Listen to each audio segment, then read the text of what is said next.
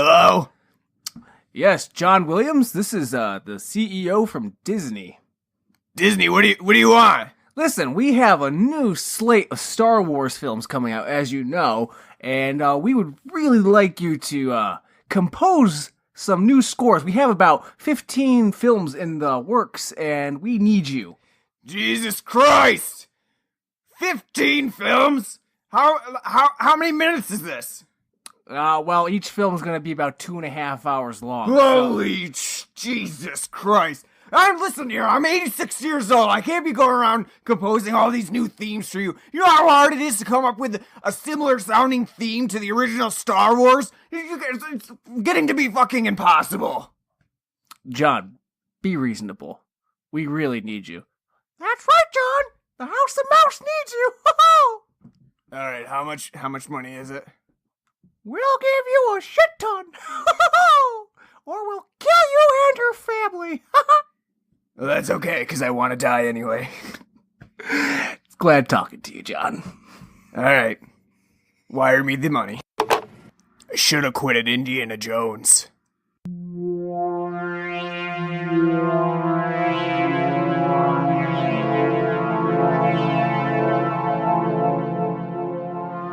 Blood and Black Rum Podcast presents Solo, a Star Wars story. And Disney still want my fucking money. Hey guys, welcome back to the Blood and Black Rum Podcast. I'm Ryne from Coldsploitation.com, and I'm joined by my co-host Martin. How's it going? Pretty good. I'm a little sweaty in here today. Pretty hot day. Yeah. We've been having some hot flashes. Nice weather, then cold weather. 90s to 40s. Yeah. Always fun. Antiperspirant be damned. That's right. And whenever it gets to be summer, like when we podcast in my office, it's just super hot. So we have the window open too. So if you hear like people cutting grass, it's because my neighbors mow the lawn like literally. I'm not even joking. Literally every day. So that would be the reasoning behind that. Gotta keep a nice 1/4-inch cut grass, Peggy. That's right. And it's not about cutting it close. They don't want to cut it close; it might burn. So you got to cut it every day. But we're back today, and we never really announced what movie we were going to do last time, because we weren't really sure. We were at a loss. Yeah. An impasse. Yeah, we didn't really know what we wanted to do. But after Suspiria, where can you go? That's right. It's just like... where from there? But sort of serendipitously, we... Good use of the word. Yeah, we decided that we were going to do Solo, a Star Wars story, because we just went to go see it the other day, and now I'm not like a huge Star Wars fan. I will watch Star Wars, but I'm not like a hardcore fan. I don't know all of the lore or pretty much any of the canon that's outside of like films and common knowledge about the films. So I understand like certain references, like who shot first. I understand that. But when it comes down to like the actual like nitty gritty, like how did that come about? How did what come about? The whole who shot first. What do you mean? How did it come about? Like what happened? Why is that a thing? Because there's a scene where Han and Greedo are shooting at each other, and there's a question of who shot first. In the original cut of A New Hope, Greedo doesn't shoot. Han just blasts him. There you go. But because in the 97 special edition, see this changed around. 97 one is probably the one that I saw in theaters. Yeah, probably when they did re-released them with fancy new CGI back then. Yep. But no, that's because in the original cut of A New Hope, Han shoots. Greedo doesn't shoot at all. It's just Han says the line and then pulls the trigger, and you see the smoke hit Greedo, and he drops dead. In the remastered version, they from 97, they change it to an angle where it looks Greedo shoots first, but then Han gets it off like a second sooner, and then moves his head to dodge, and because George didn't want Han looking like a big bully killing people. So yeah, and then over the years, because of the backlash of that. They've made it so it's like more and more like, oh, they shot the same, like more like Greedo shot first, but then like Han's just a second behind, so he's going to shoot him, and they try each cut they try to make it like closer and closer to, because in the 97 cut, it's funny, the way Han's head literally jolts out of the way, it's so unsettling and unnerving. It doesn't look not a natural movement. No, it doesn't look natural at all. So that's where that comes from. Right. See, I don't know the behind the scenes like that. That's an unnecessary thing. Somebody should have told George Lucas, George, just stop. Well, if George had known that Solo was coming along to kind of undo everything where he wanted Han to not look like just a, killer.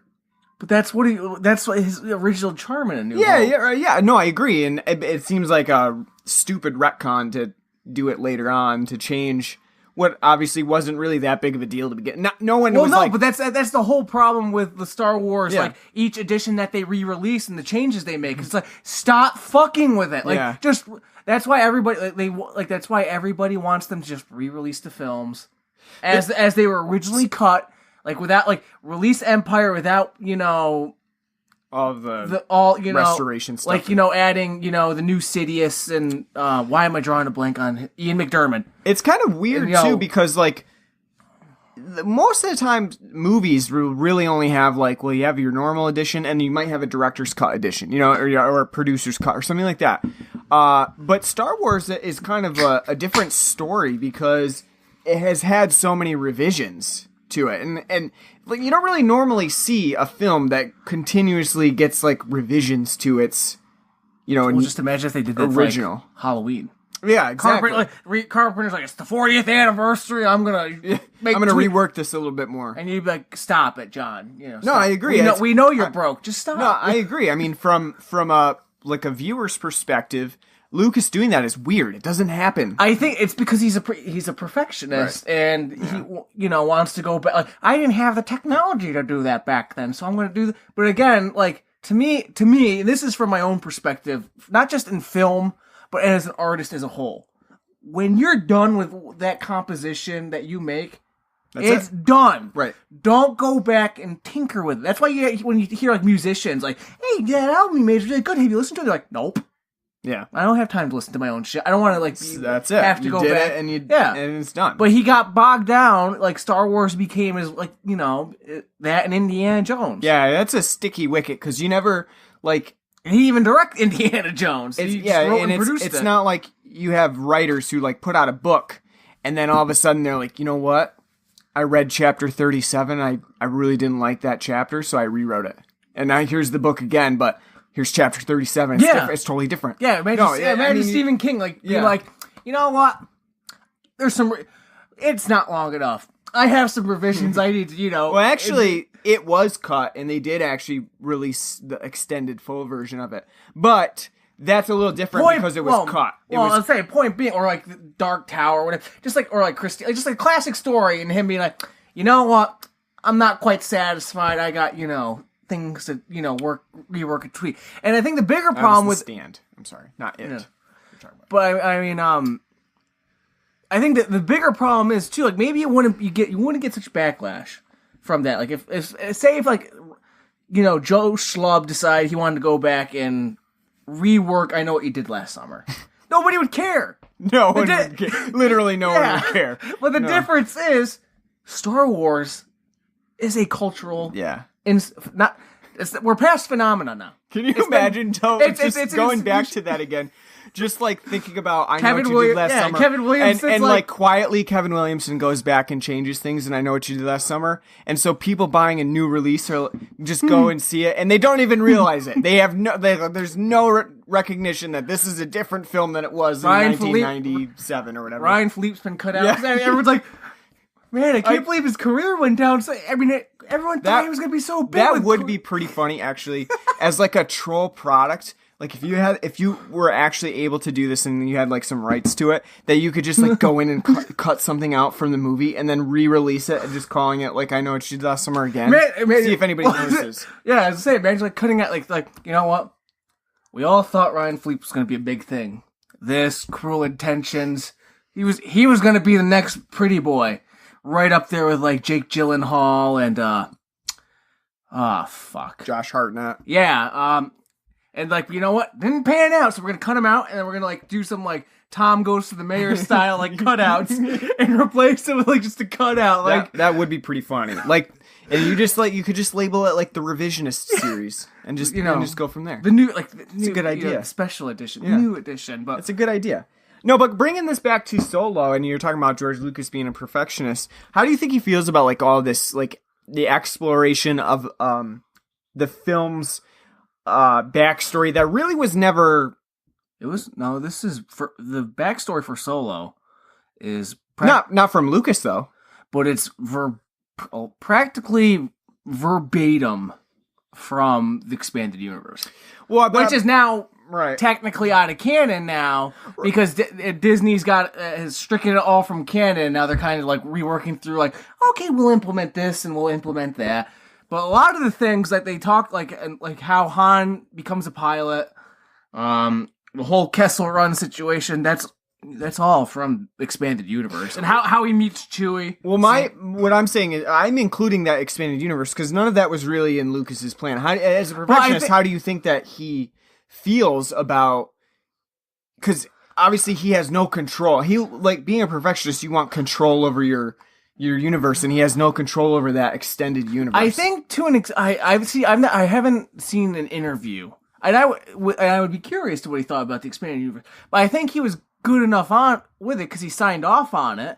Because it's not like that stuff got, right. And it has the Lucasfilm and like, trademark and everything. All that's like all the comics and the books and, the side stuff, his company, would signed off on. So I think to an extent, like a lot of these probably fine with, like, well, I'm not going to have a chance to explore it with the films I want to make. So I wonder if he sits in his office and like really pores over these, potential scripts of like, really poring over them and like looking at the scripts and putting notes on them, sitting with his like and being like missed opportunities instead of like listening to the THX theme over and over and over again in his office. By the way, that's a movie we have to do. Yeah, some point. I'm serious. We have to do THX 1138. But I think that's I just from a perfectionist perspective. It's interesting to think about, like, you not having control over you. I mean, when I say control, I mean, like, full control. I mean, obviously he has a say. And I also think, to an extent, too, he only really cared about Anakin's.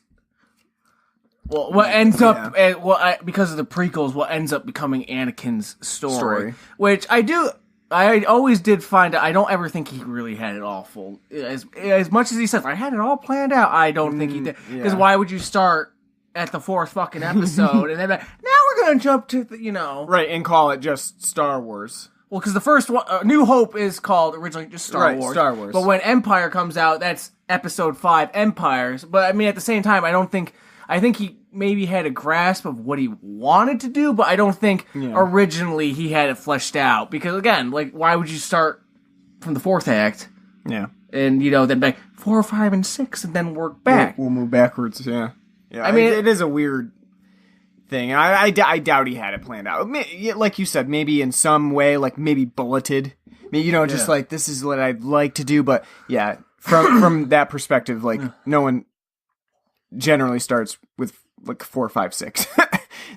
That's kind of not really how you would start a trilogy, as far as I would be concerned. But it did end up working out, I guess, okay for him. So. I mean, it does make, in one sense, I will say, it does work better to see the original trilogy first and then the prequels, because it's better to see Darth Vader and what's going on, and then how Anakin becomes Darth Vader. Right. But I'm not just saying that because I think the original trilogy is superior to the prequels. I do think that, but I think most people do. I don't think there's a lot of people who think the prequels are better.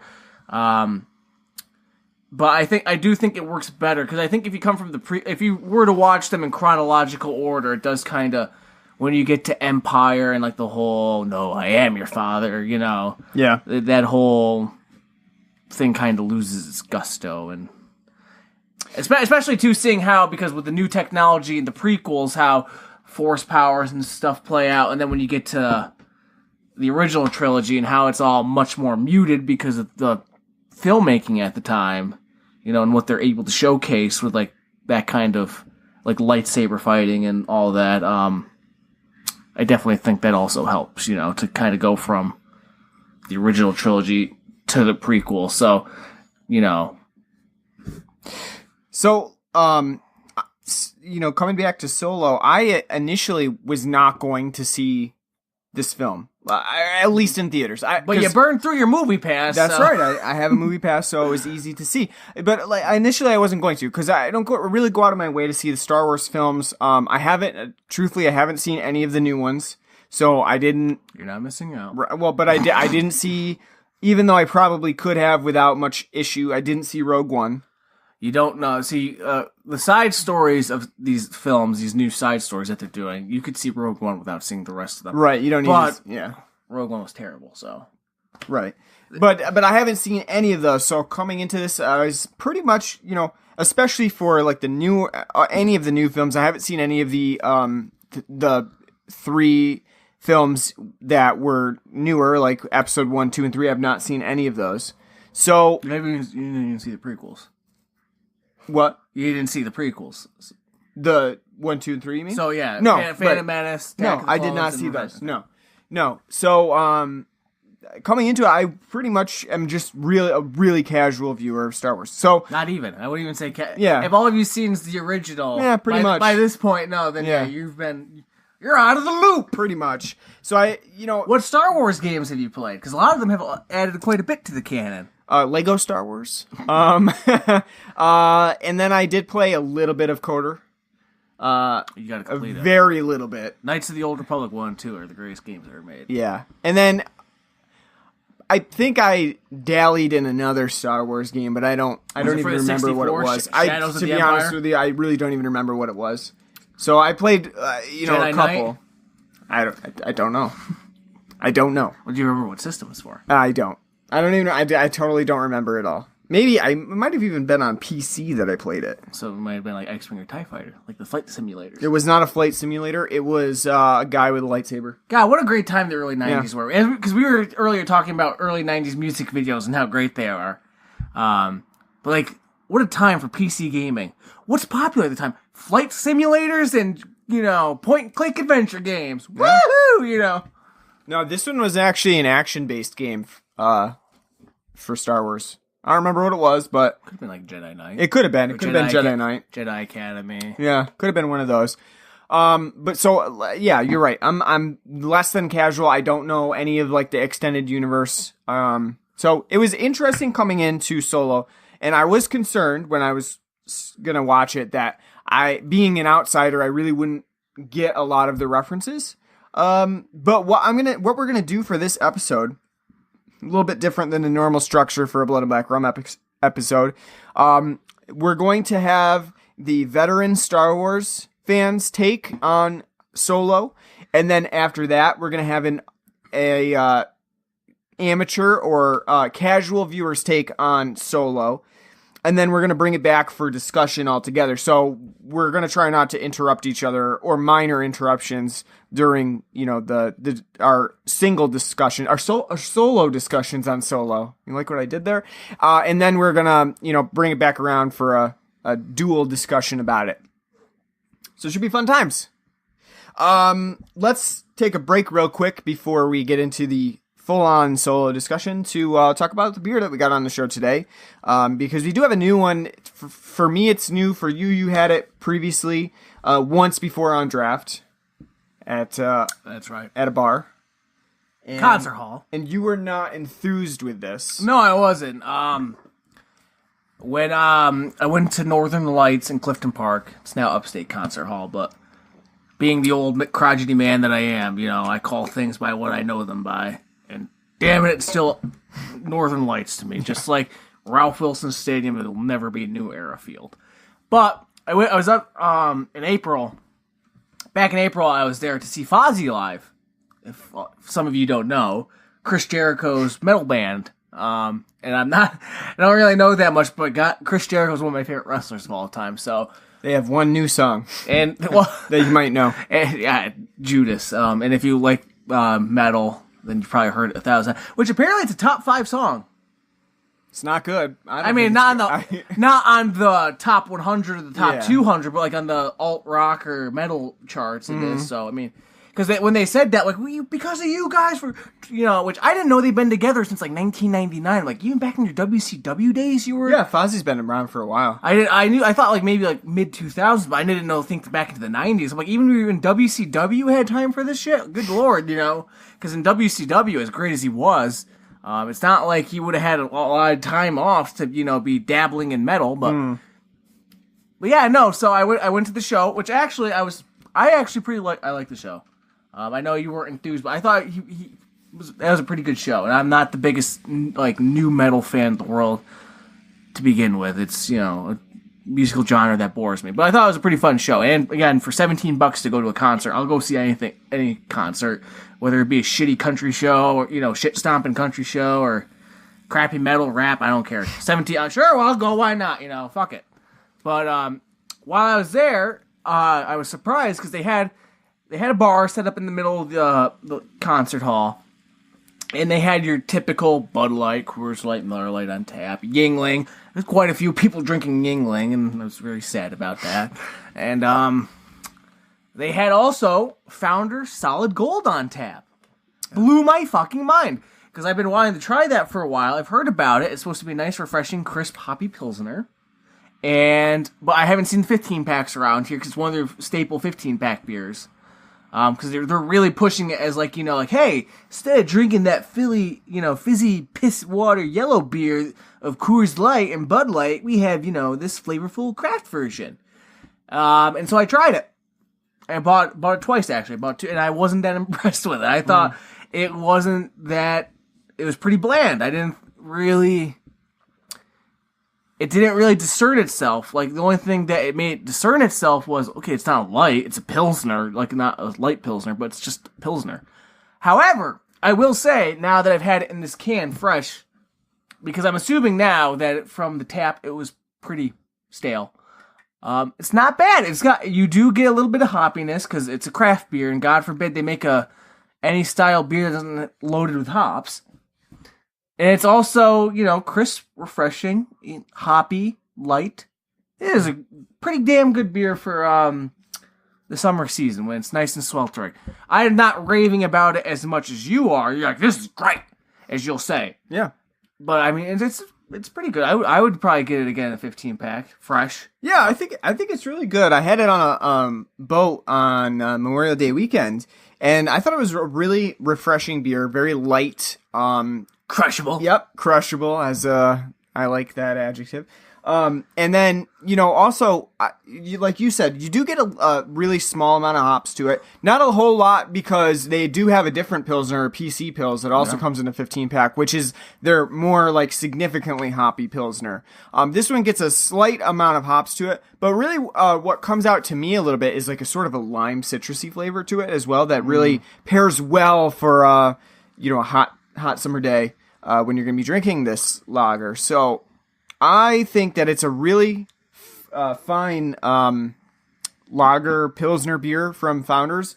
Really impressed with it. And I've pretty much found that I like almost every single one of Founders beers. I've never really had one that I don't think is that good. No, they don't make a bad beer. They make a great beers. But this one in particular is kind of surprising too, because they generally tend to fluctuate between IPAs and like their significantly heavy stouts and their specialty stouts like the Kentucky Breakfast Stout, the Canadian Breakfast Stout. So Backwoods Bastards is a good heavy Scotch ale. Yeah, Breakfast Stout. So they generally tend to alternate between those two, but like the lighter side of things is not really something that I've seen very much of. No, I do think it's good. Like, again, like to like just like, hey, here's like a regular Pilsner. Instead of, like, buying, like I said, like a Coors Light or something, here's just a regular Pilsner. Buy that. It's a little bit better quality, and you'll enjoy it. I like that. Nothing. I'm convinced, though, at this point in time, because I've gone through so many 12-packs already, nothing is going to top the Genesee Kolsch Ruby Red. This is the beer of the summer, and I wish to God they would make it all year round. Because I would drink this in the winter, the spring, the fall. It's literally becoming my favorite beer. Well, grapefruit is technically like a winter seasonal fruit anyway. Because it's growing in the southern hemisphere. Yeah. So, it makes sense to have it in Imagine the like winter a months. pomegranate version of this. It'd be pretty good. Although pomegranate tends to not have a significant flavor to it when put it into things. The juice itself... But you don't have to have it be significant. True. Because again, this is like because I'm having one, you're having one right now too. And we've already reviewed it on the podcast and talked glowingly about it. In fact, everyone I tell is like, what beer you drink? I'm like, well, I got something to tell you. I go into, sales pitch mode, talking about buy the Genesee. And you know what? I'm convinced because of my sales pitch to everyone about buy Genesee's Ruby Red Kolsch. They bought it all up. That's why they're out. That's why they ran out 2 months earlier than they thought, and they're, scrambling now to get the production up on it. So I gotta say though, shout out to my Canadian friends. When I gave them the Jenny Ruby Red Kolsch, my friend Shannon is a huge Radler fan, but she doesn't like any other types of beer. And so she definitely found that the Ruby You're an Red... American. You call it shandy. She found that the Ruby Red Kolsch did not have enough fruit juice in it compared to the beer flavor. Yeah, but it's also not a Radler or shandy. It's not. No, you're right. It's a Kolsch. But I'm just saying, from that perspective, don't go into it thinking it's mostly grapefruit juice and a little bit of beer. It's quite the opposite. No, it's a nice Kolsch beer with a hint of grapefruit. Yeah. And it's lovely. That's right. Did you tell them there's a moose loose about the horse? Oh, boy. You just said that. Oh, boy. You just... Hopefully they don't listen to this. No. I'm just kidding. They know They we better. joke. And they know They that better because they're part of the network. They know that we have ridiculous accents, too. You were just saying yourself that you have some sort of country accent that keeps morphing as you get older. No, I said I'm developing more of a drawl. Like a drawl. Yeah, I do. And so It's do true, you. And I notice it, yeah. It's called the Adirondack Adirondack drawl. Adirondack hillbilly accent. That's why it's great. That's why I would love to go out of state and where are you from? New York. Oh, you don't sound it. Yeah, we're from upstate. Yeah. Yeah. We sound like Hicks up there. That's just how we talk. The only blue part the only blue part of the state's Albany, Buffalo. You know what they did like though is that we say mountain and Martin. If I say your name, Martin, there's no T in that when I say it. I hear it though. I mean, yeah, you hear it from an Adirondacks perspective. But yeah, no, you don't. We don't pronounce stuff like that. We don't pronounce hard T's. I know. Yeah, no, because it takes too long. Which, by the way, I would love to just dedicate my life. If I just had all the money in the world, I would just to the whole accents and ooh, how do you say that over there and why why do you drop the T and not You'd be a linguist. I know. It's you don't need all the money in the world. You just need to go back to school for linguistics. That's all. And you get paid $20,000 a year to be oh, true. Yeah, true. Because no one really. Because it's not cares. a practical. Yeah, no.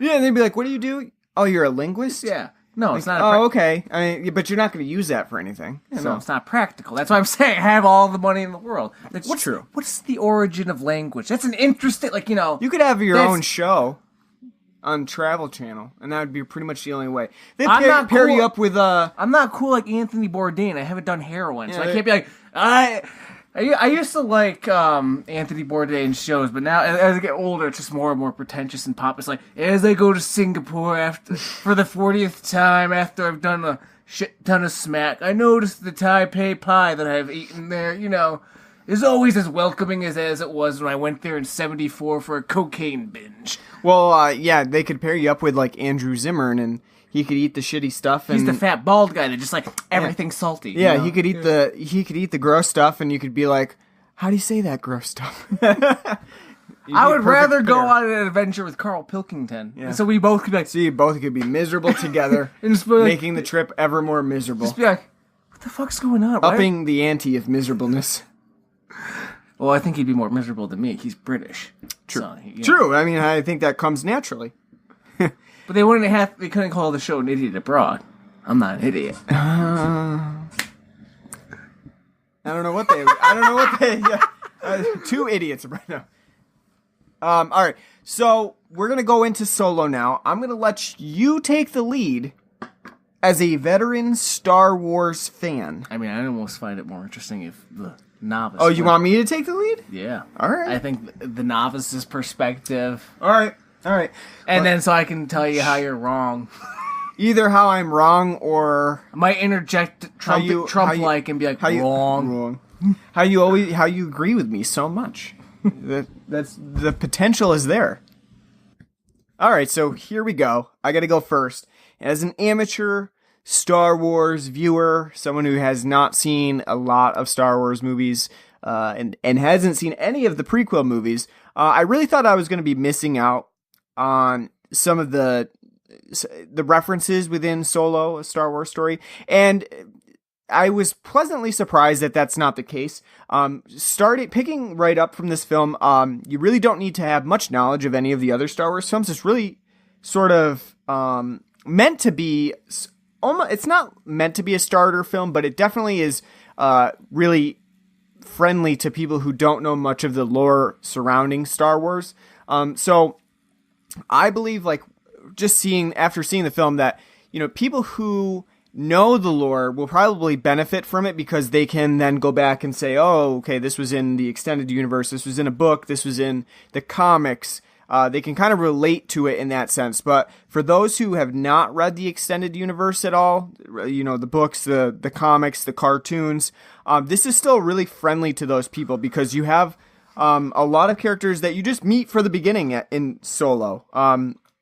People like Kira, played by the delicious Emilia Clarke, if I do say so myself, who I like more with shorter hair, not pulled back in the ponytail like she has throughout the end of the film. I like her with the shorter hair at the beginning of the film. So kind of an aside. Well, as I say, I liked it when she I'll pull you in for this one. When she was more in the office, just kind of strutting around her low cut dress with the hair just kind of flowing. Yeah. When it was flowing, it was like, that's nice. Like, when you wear uptight like that, it's it's more conducive to fighting. I understand, but and it makes her seem colder too. Way to be a menace. No, I'm just saying. Like, pulling your hair back. It's sterner.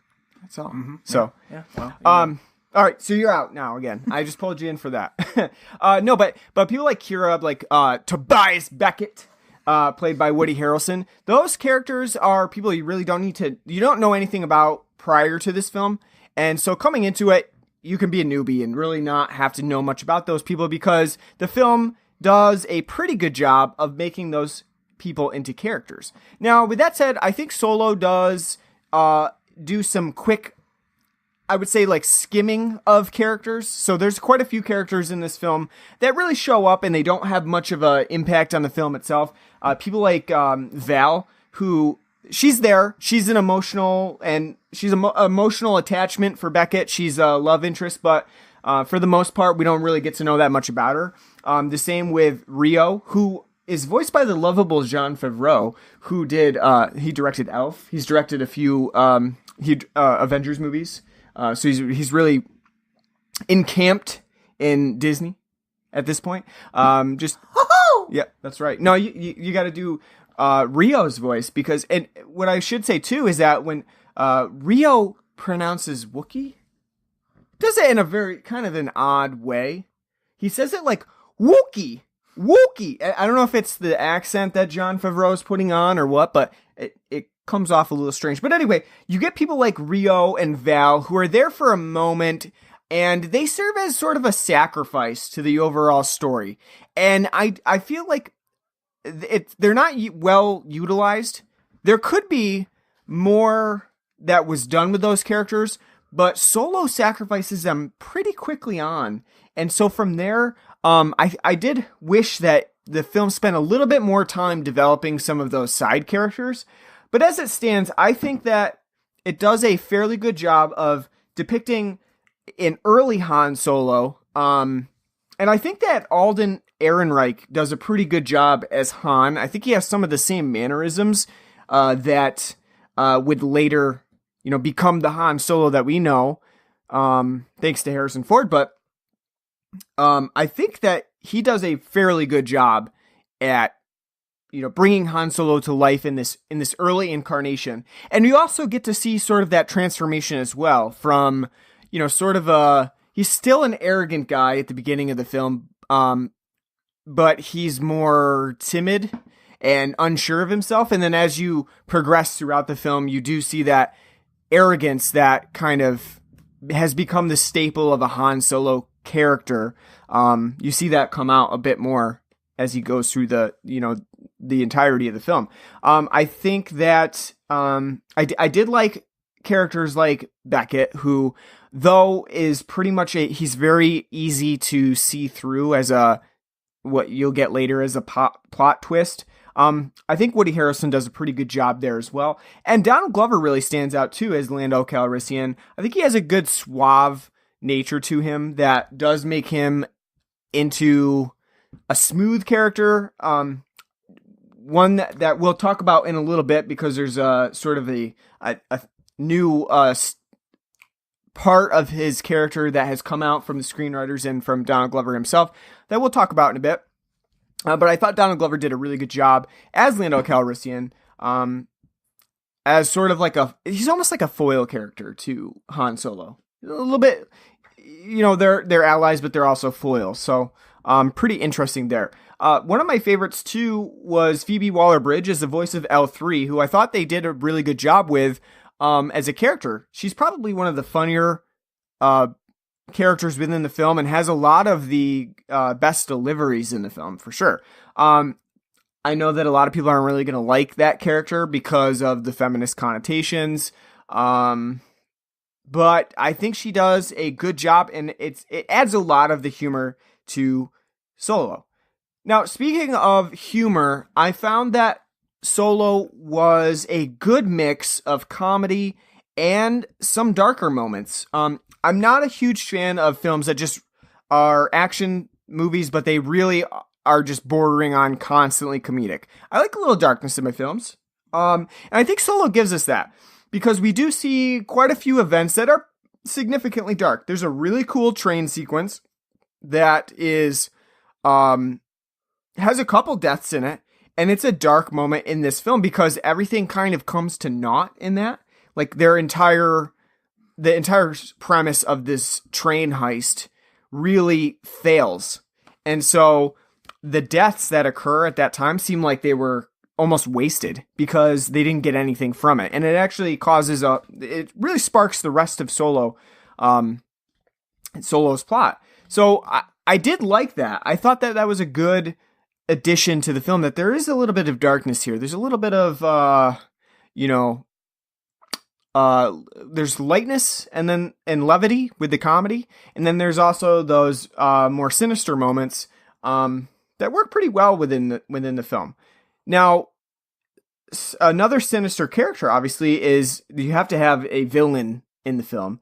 And that's played by Paul Bettany, who plays Dryden Voss, who's sort of, we mention as like a Bondian villain almost like a secondary Bond villain, because he's, for all of his sort of like sinister threats and his mannerisms and his scars on his face, which are immediately there to tell you like, this dude's bad, this is a bad guy.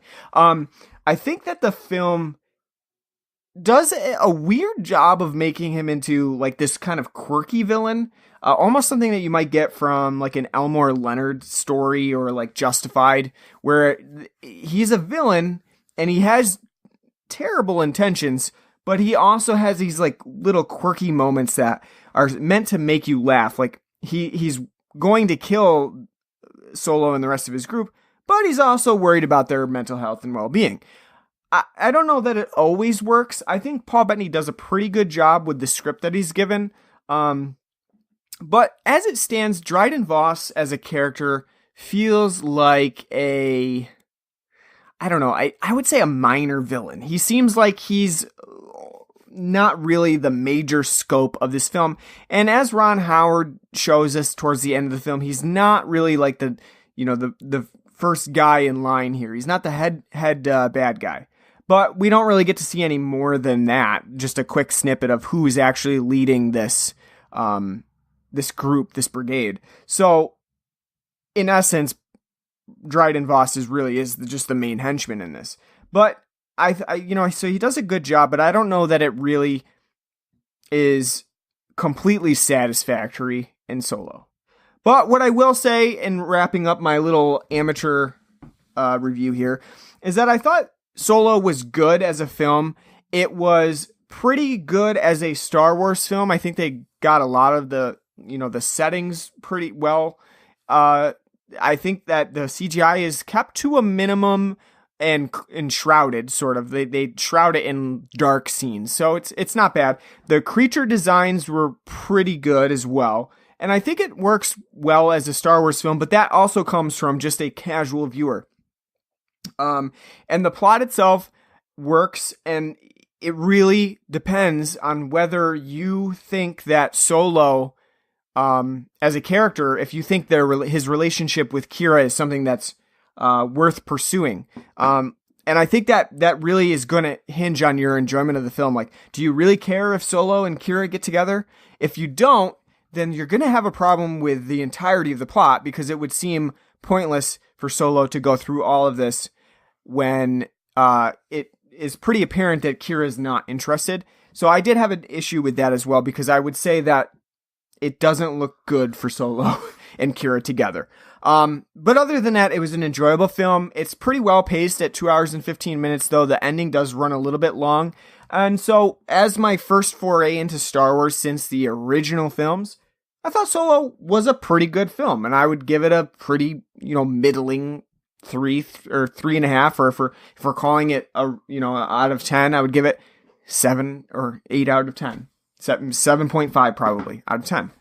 As a newcomer to the Star Wars canon. So, go ahead, take it away. Your take on it, Mr. Veteran Star Wars fan. God, I didn't know this brief intro would turn into a fucking 10-minute soliloquy. That's what it's supposed to be. This isn't the intro. We already did our intro. Yeah, well, this is your soliloquy, so you better get everything out that you want to say, and then we'll discuss it. Well, I think it'd be better if I just went point counterpoint like an actual debate. But anywho, as a, I guess, veteran Star Wars fan, I've seen all the films. I have engrossed myself into the expanded universe, not by actually reading the books, because fuck that. By reading Wikipedia. Wikipedia? That's not real, right? It's what Star Wars was called Wikipedia. Before it was Star Wars.wikia, it was called Wikipedia. Before like all the different Wikias popped up. That's pretty cool. That's pretty clever. I like that. I like that. But that's how a lot of the expanded universe lore I know is from reading, just on hours on end, like the pages on there, like, oh, how'd this happen? How'd that happen? That's, really cool.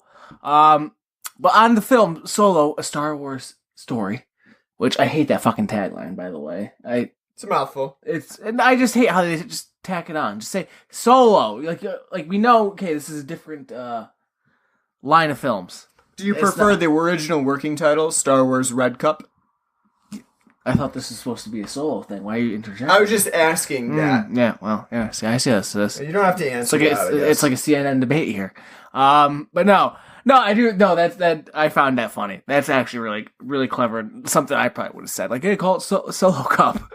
But no, coming off of the new trilogy of The Force Awakens and The Last Jedi and Rogue One, I have not been too keen on the new films. In fact, outside of The Force Awakens, which I thought was okay as a Star Wars film, it was just a retread of A New Hope to a very bad degree. Like, it was literally like in that whole genre of what we review on here of, it's a remake, prequel, sequel, like it's all of them combined into one. Woohoo, That's the only one that I kind of enjoyed. The Last Jedi I thought was pretty bad. And that took a while for me to kind of sort out emotionally. After watching The Last Jedi, I didn't know how I felt. Like, that's one of the films, like, it took me a while. Like, usually I leave a film when I see it in the theaters or at home. Like, I either liked it, I didn't like it, or I thought it was just okay. That one I had to really think about. I actually had to really sit down and think, like, okay, well, what did I think about this film? And after actually, like, a week or two, I'm like, I didn't like that film.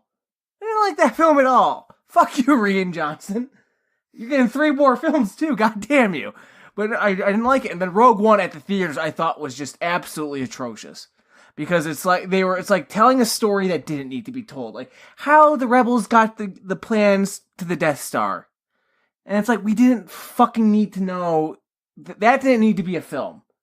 And then how that film ends with, like, the end of the battle and all the rebel forces at that fight are killed.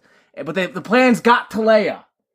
And it's like, and it leads right into A New Hope. And that just pisses me off because it's like, why is Leia at that battle? Why would Jimmy Schmitz send his daughter to be at that battle to then get the information to then go on the run to try to get the info to the rebellion how to defeat this new super weapon? Jimmy Schmitz is smarter than that. He's Jimmy Schmitz, or also known as Bail Organa to plebeians, but Jimmy Schmitz, the great character actor. But no, that like pissed me off, and like certain other things about that film just pissed me off. Like people who liked it, like just like our friend Matt was like, I like action explosions, because that's when I talked to him about it. He's like, I didn't mind Rogue One because I mean at least the action was kind of cool, And it's like, well, that's not good enough for a 2.5 hour film. But with this film, going off of the trailers.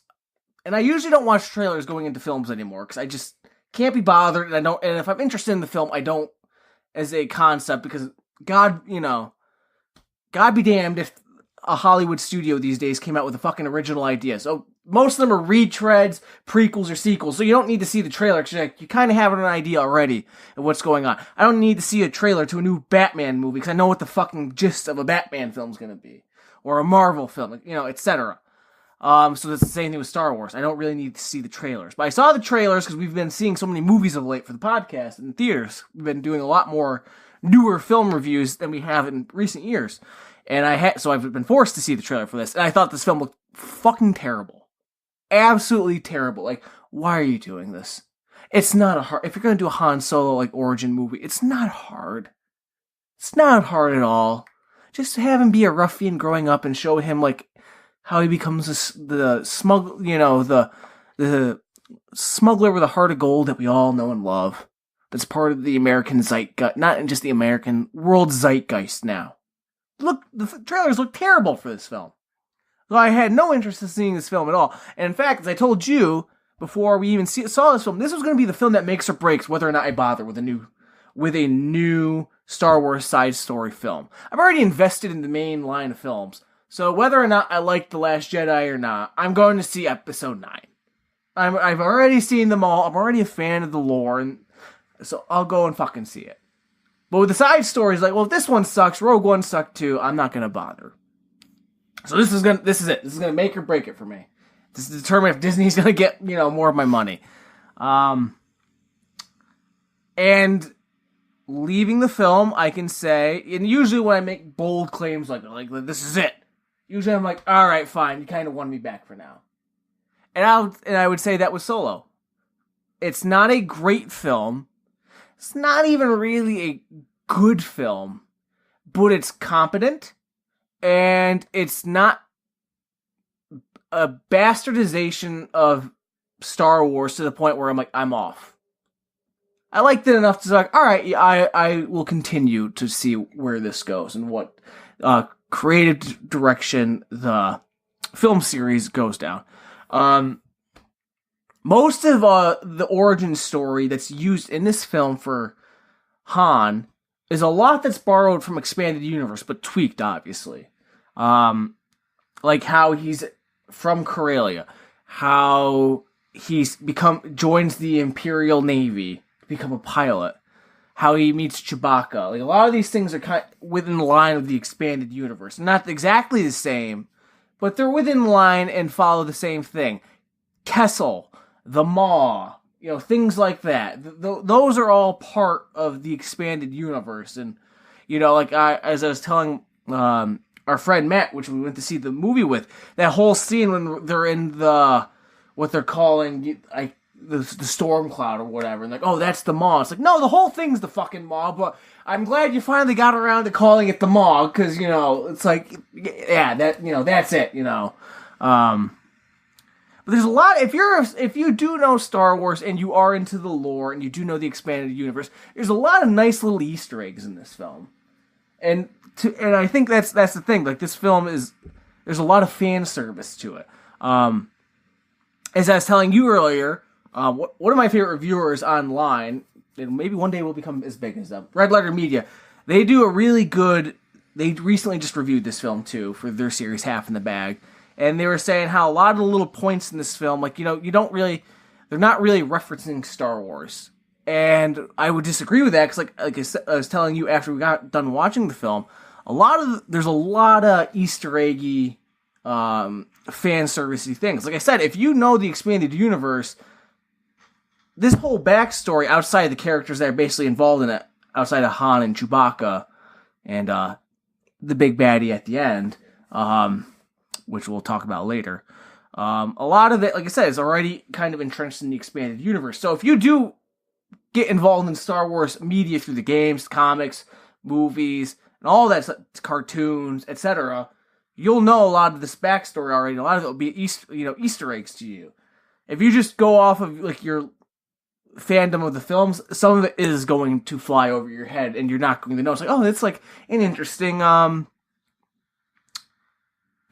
they got there type of thing. But like I said, like if you know like anything about like the expanded universe, you already know Corellia's a shithole. You already know that they build Imperial ships. It's dockyard. So like when you see the part where they're building Imperial Star Destroyers in the sky, that's part of the lore. And you already know all that and stuff like that.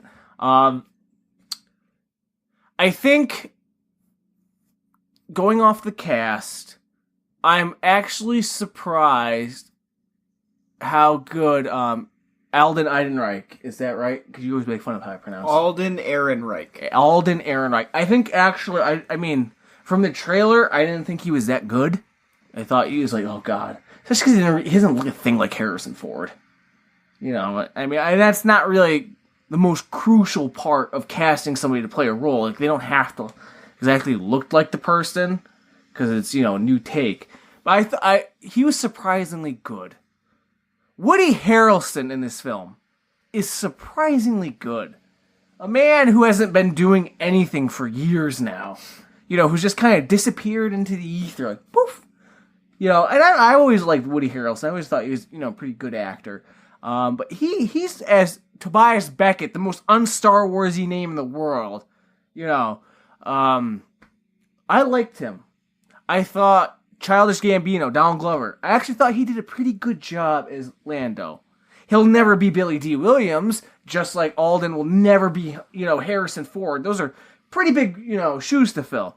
But I thought he did with what he was given to do for the most part, and being smarmy and cocksure, I thought he was pretty good. I thought also too, Paul Bettany as Dryden was pretty good. Comical, yes, as a low rent like Roger Moore B Bond villain. Yes, he was. It's like expect like welcome to Spectre, like Sean Connery-esque Bond villain, with the whole crime syndicate setup. I thought he did a good job with what he was given. Were complaining about his, like, how he's like, I'm gonna kill you, and then, like, he's like, oh, are you okay? I actually kind of like that, how, like, he's, like, feigning, like, oh, are you okay? How would the mission go? Yeah, like, oh, by the way, you didn't bring that? I'm gonna kill you now. I thought that was kind of funny, like, instead of just being, like, a tyrannical crime lord, he's like, oh, yeah, hi, yes, have a seat, how's it going? Yeah, we'll have some drinks, talk about what happened, how'd the mission go? Oh, you failed me? Well, I'm gonna have to kill you now. Oh, you got ideas. Let's hear the ideas. How are you going to repay this? How are you going to, fix this situation? Oh, well, those ideas. I'm going to have to kill you now. I did enjoy that. I thought Emilia Clarke as Kira with a Q. She's great to look at. She's wooden as fuck, and she has no chemistry at all with Han. I didn't like her. She's totally aboard. When you were talking about Val, played by Thaddeus Newton, Beckett's wife and part of the gang, she's just there to set up something at the end, and that's it. She didn't do anything for me. Jon Favreau was nice, just because he's kind of like one of those lovable, like, yeah, it's Jon Favreau, wow, awesome. But he doesn't fucking do anything either, and it takes for like his whole death thing is drawn out too. Phoebe Waller-Bridge is L3. I thought she was insufferable, and it's not because I'm some meninist against the feminist agenda. I just thought they put that in there to just troll with people, because people have been bitching about since the new films have launched about they put a black character in, it's just, you know, appease SJWs, and a female lead just to appease SJWs and blah, blah, blah, blah. You know, I don't have a problem with Rey because she's a woman, and I don't have a problem with that, like any of that stuff. It's more because those films just aren't good. It has nothing to do with the fact like she's a woman, there's a black character, you know, black lead, etc. Just because it's just not good films. So like L3, I just thought, you know, I mean, she can be funny at times. But overall, I thought she's like, oh my, like shut the fuck up. Like I thought if you just went more with the whole. Like she just wants droids to be free type thing. Like that's her like quirk, because she is a droid. So what she thinks that she has free will. If you think about it, does she have free will? You don't really know. It could just be her quirk because she hasn't been memory wiped in fucking forever. If you know anything about Star Wars lore, droids in Star Wars lore, if they don't get memory wiped often enough, they develop personality quirks. That's why R2 has like all these like little personality quirks in like the original trilogy and the prequels and stuff, because he hasn't been memory wiped. So he's got all these little, you know, personality quirks of like being like rebellious and stuff. So, you know, the whole like, oh, she's a free will droid with all these thoughts and stuff. It's probably just a personality quirk that just, you know, developed in her AI over time. So, you know, the whole like human aspect that people are kind of giving to it, stretch. I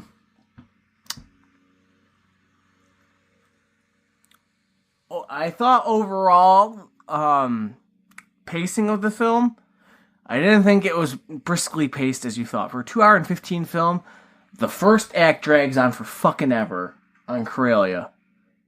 That, like, the whole 20-minute setup of, like, him escaping, and then, you know, going to Kira, and about the fucking hyperfuel, which is the MacGuffin of this film, because in other Star Wars lore, they haven't ever really explored the fuel that's used, you know, for spaceships and freighters and all that, and how they have that fucking chase, and blah, blah, blah. It's like Blade Runner on, you know, like, you know, we should have just done a Blade Runner opening. This film is kind of like Blade Runner in the opening, like it's a dark time, serious time, and there's, you know, these androids that think they're human. Blah, blah, blah.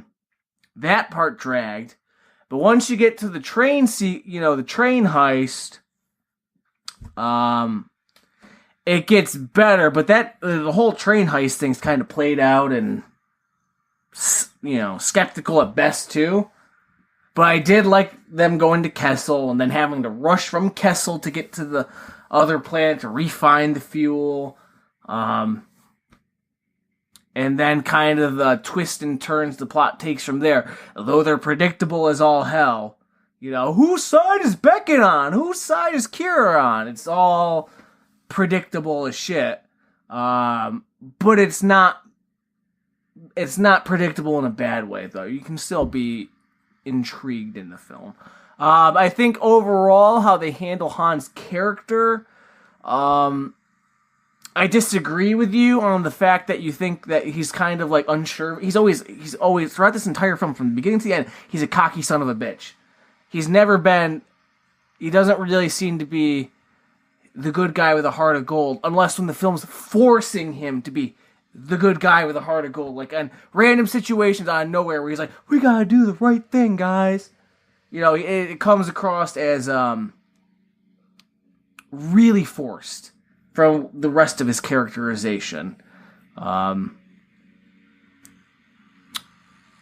guess that's all I got overall. I think the, like I said, I don't think this film is bad, but I do think it's interesting. I do think from here it'd be interesting to see, like, okay, let's see what the next film is, and like, because at the end of the film he's gonna go meet that big shot gangster on Tatooine and see what he's doing. He's referring to Jabba the Hutt. It'd be interesting to see, like, okay, because there's like going to be like a 20-year gap now from this to A New Hope. kind of see what Han does. It'd be interesting to see Han and Chewie movies and see like the shit these smugglers get into. Like, oh, those imps. Ha ha ha, you know, what trouble are they gonna get into? So that to me is interesting, just because the fact that this is, like, again, it's an action adventure film. There's not a lot. There's no real rebels outside of the Marauders who are just shoehorned in there to be like, we're fighting against the Empire because boo, you know, bullshit at the end of the film. So I think it's interesting. I think it's, like I said, this is a story I think that's worth exploring, going deeper into. Whereas, as like with Rogue One, I don't need to know how the plans of the Death Star got together. I didn't need to see Mads Mikkelsen like, I just came off being the villain in Doctor Strange and I got a bit part in this film. Yay, you know. Didn't need to see that. Glad he's getting work, but I didn't need it. All right, so let's bring this back together and talk about some of the few things that I heard that kind of were discrepancies between the two of us. So one of them that I thought was interesting that you mentioned was the interesting aspects of this film that kind of lead you to want another Solo and Chewbacca film. That's kind of like because this film is really what you would consider an origin story. It's like the same thing as like a superhero origin story, except in this case, instead of having the origin story first, like Marvel has been doing for most of its characters, you're actually getting the origin story like after everything's been already set up. So, did you find that Solo is really sort of an unnecessary film to the canon? Like, is it unnecessary for us to get like a set up Han Solo story? Yes. If you're not leading this into other sequels, yes. This is totally unnecessary. That's why I think it would be interesting to see other films. Like with The Force Awakens, when you get reintroduced to Han and Chewie on the ship, and they're like, hey, remember that one time on, you know, when we were doing this shit, and like that one time we were doing that shit? Let's see that. Okay, if you're gonna do this film, then let's see, you know, these side stories then of you guys doing, you know, these things that take outside, that aren't focused on the rebellion and the Empire, that are more focused on all the seedy underbelly stuff, all the crime, because there's a lot of different criminal syndicates in the Star Wars lore, and all, you know. So it'd be interesting. And we get a little glimpse of that. Yeah, I mean, we get a very slight glimpse of that because they mention a bunch of them, but the main one's Crimson Dawn, which one of the generals, Ryne, which when you say he's a second-rate Bond villain, well, he technically is, because he's basically Largo in Thunderball. He's not the head of Spectre. He's number 2. He's, you know, yeah. So he's one of the, like, you know, the lieutenants. I just think it's interesting that, like, for Dryden, we really, I mean, even though he is second rate, he's like the only one that we get.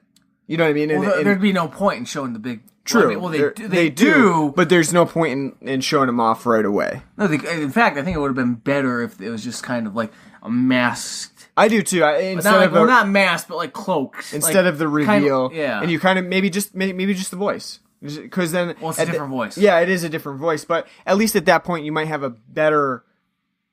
You might, fans might understand like who it might be, but then there's also you don't get the actual visage to show you exactly what's going on. We'll talk about that. Yeah, we'll talk about that in a second. We don't want to break into I think it's interesting too. I don't know that I necessarily needed a Solo film because for the most part, Woody Harrelson did. Yeah, he needed the money. This origin story for Solo is really interesting because a lot of Solo's origins are explained away in the first 20 minutes. So you said the first 20 minutes dragged for you, but a lot of the things that make Han Solo are done within the first 20 minutes. So you get his last name, you get where it comes from. Well, you don't see that part. You don't need some of the little things they add, like some of the stuff like that is like nice, like how he gets his famous blaster, his DL-44. Yeah. He gets it from Beckett on the mission. Yeah. Okay, that's cool. But sitting there going like, well, I'm gonna, I was trying to escape with my girlfriend and we didn't quite make it. I made it, but she didn't, and And now I'm going to join the Imperial Navy because I saw, I was talking about how I wanted to be a pilot. So I saw this kiosk stand where pissed off Imperial recruiters looking for recruits. And I was like, I want to join the Imperial Navy. And he's like, oh, what's your name? And he's like, my name's Han. And he's like, oh, what's your last name? What's your tribal name? And he's like, I'm alone. And he's like, Solo. Yeah. That to me, that's stupid. You didn't need it. Just have him be fucking Han Solo. You're digging too much with that one. But certain other things that they do, it's like, okay, that's a nice touch. I liked getting the blaster. I liked I liked some of that stuff. And even Chewbacca comes in really quick throughout the film. So at that point, if you're working on a Solo origin story, and after 30 minutes, you've already gotten most of what makes Solo when you get to the trilogy. Did you really need it? Did you really need the whole origin story? I would even argue that. Well, that's something you could argue with the prequels. Like, did you really need to know? No, I agree. Did you need to really know how Anakin becomes Darth Vader? No. Well, Lucas thought you did, so you got it anyway. So, basically, too, I feel like Solo really boils down to, if you were to sum up this film in one sentence, it would be Solo gets Millennium Falcon. I would say heist film.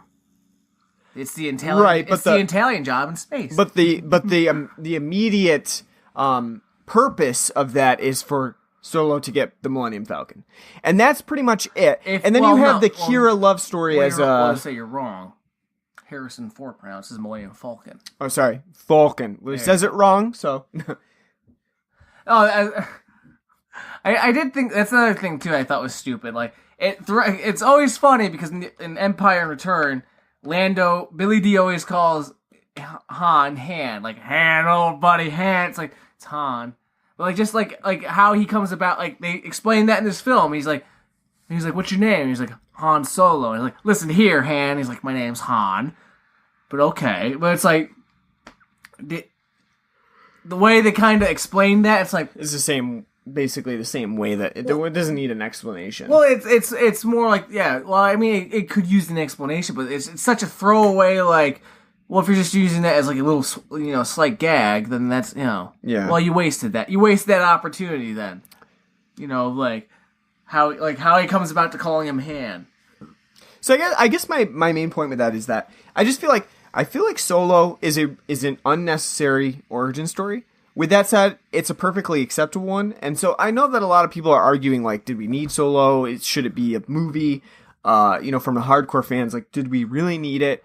No, you don't. But then again, you really never need a movie. Do you need the third sequel? Do you need a fourth sequel? Do you need another trilogy? No. Well, I told you, I'm already fatigued. So. But as it stands, I think that it's a perfectly acceptable trilogy. And I think you're right that it would benefit them to branch off of this and really go into Han and Chewie adventures. Because that's really what people are looking for. They're not looking for an origin love story for Han, because really that doesn't even factor in much it doesn't factor actually at all to the trilogy.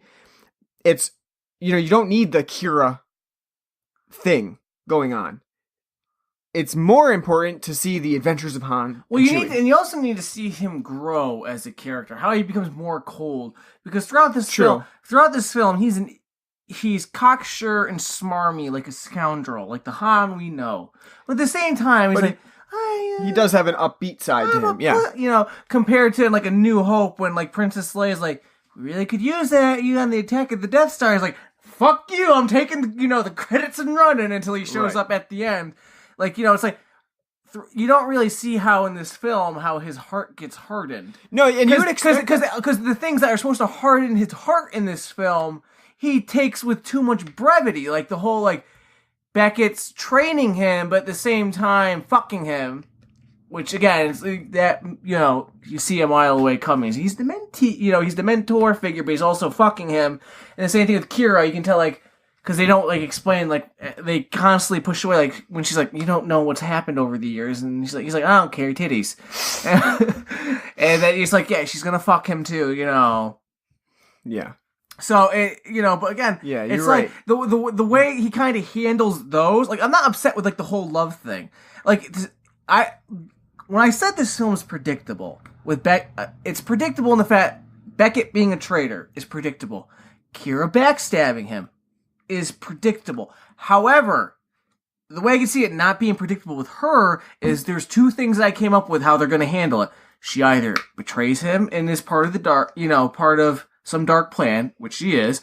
And the other option I had in my mind is she betrays him as part of the dark side, dark thing, but he has to kill her to stop her, and that's what makes him hardened and, to like, kind of like you saw Casino Royale with, Daniel Craig, and how Vesper, he falls in love with Vesper, and she ends up betraying him, and she dies, and it hardens his heart, and leads him on to the next couple of films. That's what I expected. So those are the two routes. I'm like, this is either what's going to happen. She betrays him as part of the darks, whatever, or she does that, but also he has to kill her, or she dies somehow, and that's what makes him hard. Like, because the whole Beckett throughout the entire film, Woody Harrelson's telling me, can't trust no one, but it's that impact of his message is very dampened because he gets fucked several times by the people he trusts, but he takes it with on the chin, oh gosh darn it, golly gee Willikers, instead of being like, I'm getting fucked, god damn it, I'm getting pissed off at everybody, going behind my back, yeah, and I think that makes sense too. That you said there is still that at the end of Solo, there's that distance between this Solo, who is still pretty much upbeat, just going back. I'm going to win the Millennium Falcon from Lando. I'm going to get it. I'm going to go on my adventures. And then the Solo that you see in the trilogy, the original trilogy, because, you're right. That Solo is very hardened. He's not, open to... Leia and Luke have to warm his heart up to, Yeah, he's almost like a Beckett at that point. And he's on the run from Jabba, and he's like, look, I got a bounty, I have a price on my head, I gotta get this shit done so I can, But at the end of Solo squanders that because he doesn't really know the extent of what Kira has done, or what we assume that she will do, throwing him under the bus, basically. And he's not really that upset at Beckett. He kills him, but he's not upset about it. And so you don't have that hardness, so we do have a long way to go. So it would make sense to do another Han movie that they're gonna have to explain Kira and the absence between the two films, because a lot of time has passed. What did she do? What happened? How did she get involved? I agree with you too. I thought that the movie would at least end with either Kira dying, because I really did think that was going to happen, when Han left, or something Drayden would just magically get back up and he'd be okay after she stabbed him, and that would be it. He would see her die or something at Drayden's hand. Or, he would find out that she had actually betrayed him after the fact. And so that would then leave him in a state that brings him to what you get from A New Hope. But that doesn't occur. So there is that room where it's just there's missing information between the two that we require more movies to really put that into perspective of why Solo goes from Solo to the Han Solo. Well, like I said, he's always been throughout this entire film. He's always cocky, a little bit self-absorbed and stuff. But it's all about Emilia Clarke's titties are just I've seen Game of Thrones and they're they're nice. So hell or be damned. I'm gonna become a pilot because that's what we dreamed of. I'm coming back to Corellia. I'm getting them titties. Pretty much. Yeah. And they like I said, they don't. I don't think there's enough character depth and exploration. Like I said, the whole growth in the arc, and I'm stealing from Red Letter Media here, is Han shoots first. At the end, Han does shoot first. Basically, that's what I got from that, too. But at the same time, is that really his heart is hardened? No, it's the smart move, because Beckett's going to... It was the only move. Beckett's going to kill him. And I wouldn't even say that he learned from Beckett, because the actual intention is that he learned from Beckett that he has to shoot first because he can't trust Beckett. I wouldn't say that that's the case. If Beckett's going to pull his gun and he's already betrayed you twice... And you already have your gun pulled on The move that most smart people would do is just shoot him. And he already had the gun drawn on it. Yeah. Not Beckett, but Solo Han already had his blaster drawn on him. I would just say that was fortuitous and he shot him first, and that was it. It doesn't really seem like he learned a lesson from that. Because after that, does it affect him? No. Well, and I was saying, the whole, because Han runs over and holds him, and he's like, "I'm really gonna learn to play the Vuvuzela," whatever. Vuvuzela, yeah, the Versachord or whatever it is. Yeah, whatever. And it's supposed to be this, heartwarming mentee mentor type. It's no, stop the bullshit, Yeah, stop. It's the same thing when, like, you know, Beckett's crew, like, when they basically die on that, you know, train heist. It's like, we knew your wife for 2 minutes. We don't care. Right. You know, stop the nonsense. Same thing. John Favreau, you have arm. Stop, you know. We knew you had 4 arms, now you have 3. You know, stop. You know, it's like, it's that, like, you know, I hate when films try to force, like, feel sad, especially because this film too, like, they cue the, like, musical emotional swell, like, aw, this character's dying. It's like, I've known him for 2 minutes. Yeah. For all I know, there's a side story out there where he's a bastard, you know? Pretty much. Rio's a bastard. But, yeah. So I do have a problem with Han's character arc, just because I don't think... I'm not saying his heart has to be fully hardened, especially if they're going to do future films down the line. And you can have, you know, obviously... Because, again, this is going to be like a 20... I'm not too sure on the time gap overall, but it's going to be like 20 fucking years between this and A New Hope. So there's obviously going to be constant shit that's happening. It's like, I imagine it's not 20 years from A New Hope when that film starts like, I still miss Kira. Yeah. Yeah. You know. Yeah. That dress she was wearing. Didn't get to see him, but, you know, my lord. But, yeah, so, I even though I don't think this film is great and, like, amazing and rush out and see, I would say I would watch if there was more... Yeah. Spin-offs. It's a compelling moment that might spin off into something else. Because the interaction that we do get between Han and Chewie, I do like. Yeah. Though I do hate the overuse of just generic Wookiee sounds for Chewbacca's voice. They're just you're literally reusing the same shit. Like, okay, we know. I also didn't like Han speaking in Wookiee. I want to know how. It's like, how does he know Wookiee? That was way too goofy. I want to know how he knows Wookiee. It's like he's like. You know, he starts speaking, you know, that's how he gets, you know, Chewbacca to listen, because when he gets thrown in the pit and you're like, it's gonna be a rancor monster. Nope, it's, you know, Chewbacca, haha, you know. Yeah. Which doesn't Chewbacca look bad after all that? They've been throwing people down there and he's just been tearing them apart. Yeah, right. Yeah. He does, actually, yeah. So it's like, oh, Chewbacca's a psychopath. And, you know, sometimes he can still do it because he rips a guy's arms off at one point in the movie. It's like, you know, if Chewbacca just had free reign, who knows what he'd do. All right, so moving on, another thing that I wanted to bring up.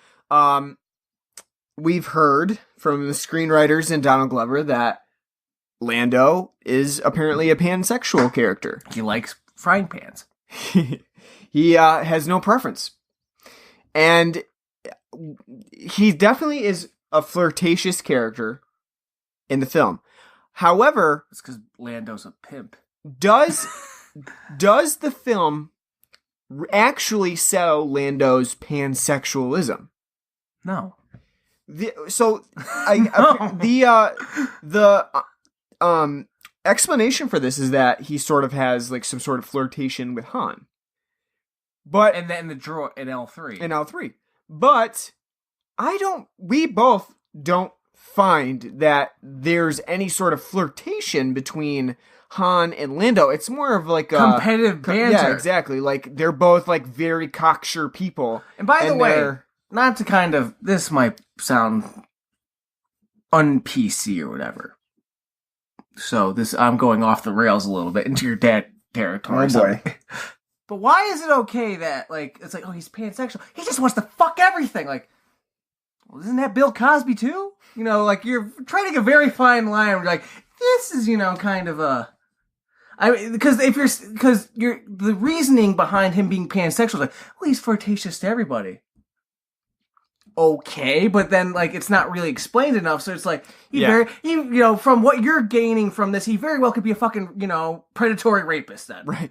Yeah. I'm not saying he is, but I'm just, again, I'm saying, like, because I don't have a problem with pansexuality. I don't have a problem with anyone saying, if that's what, you know, you're into, and people are sentient, and, you know, are able to say, I consent, good on you, you know, fine, have no problem with it, because that's your life. Deal with it. The problem I have is more with, like, I think it's just being shoehorned into an established character, because he's a flirtatious man, because he's Billy fucking D. Williams in the original films, to, well, he likes to just fuck everything, because it's space, and it's the future.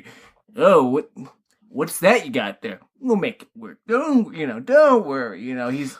I think that the biggest problem with that does that mean retroactively fucking Captain Kirk is pansexual because William Shatner and TOS is like, I'll fuck anything, I just think that the problem with this is like coming out after and saying that Lando's pansexual is that there's not enough in the film that really showcases that. Like, so the only thing that you would really get is that Han and Lando share sort of a flirtatious moment. And it doesn't even come across as that. It's not explicitly flirtatious. It's more of like, these guys are both cocksure, but they don't want to share their cocks. You know what I mean?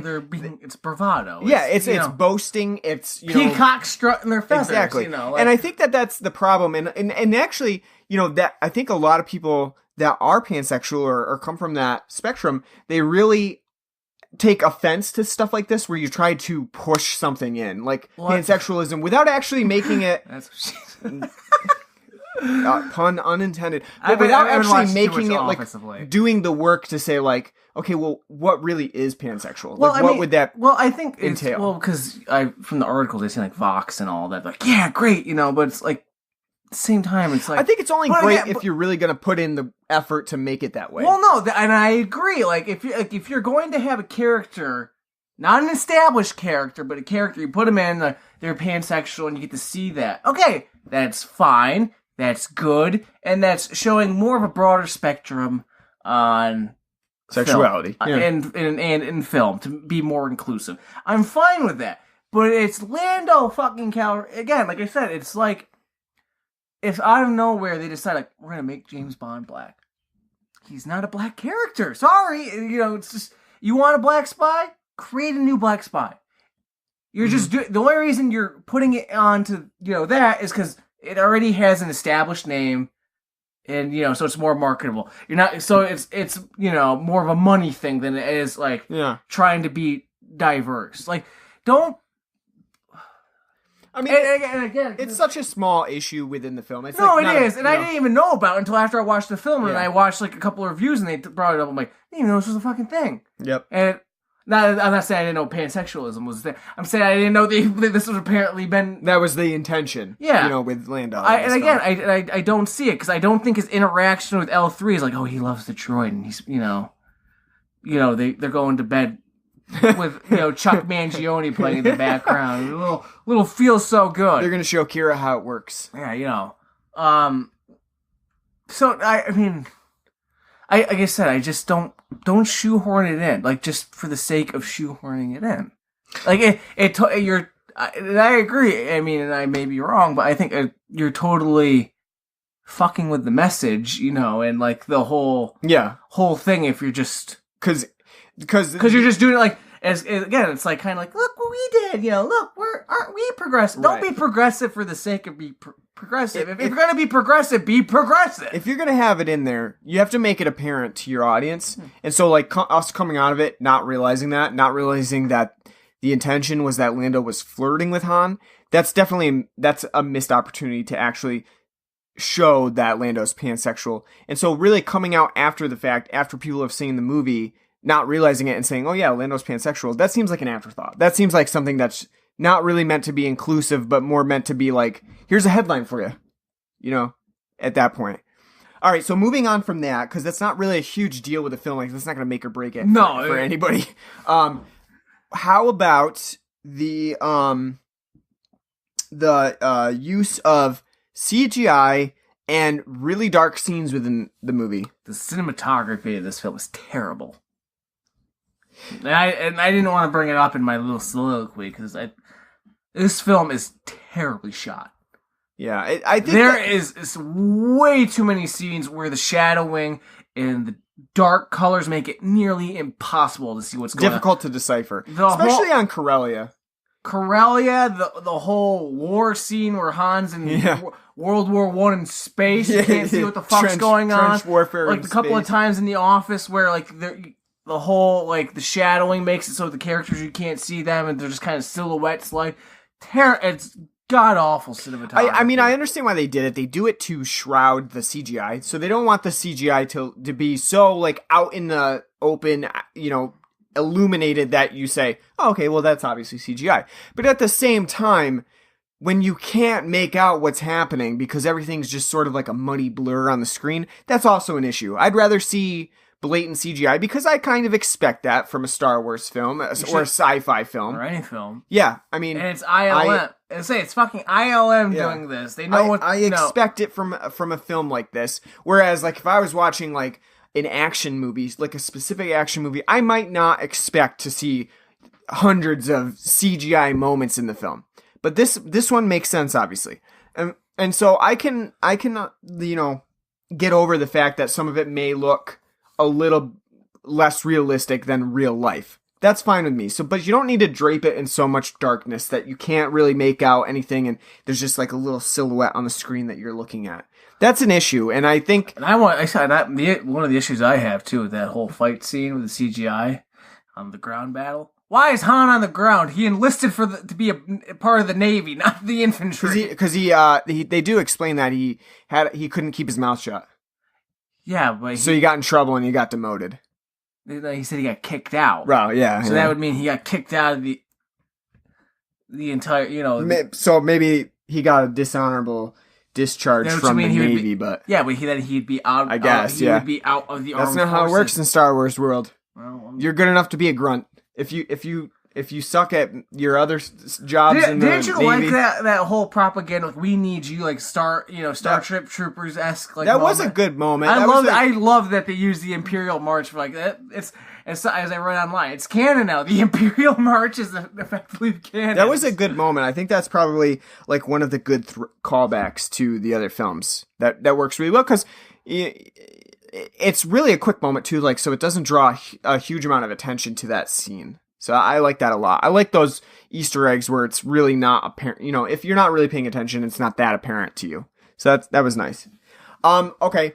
How about the score in this? Because as we know, as we talked about, John Williams did get called in, but he only did the first main score for the solo theme. He didn't do any of the other themes throughout the film. So what did you think about the rest of the themes that were done by someone else? Sorry about that. I mean John Powell.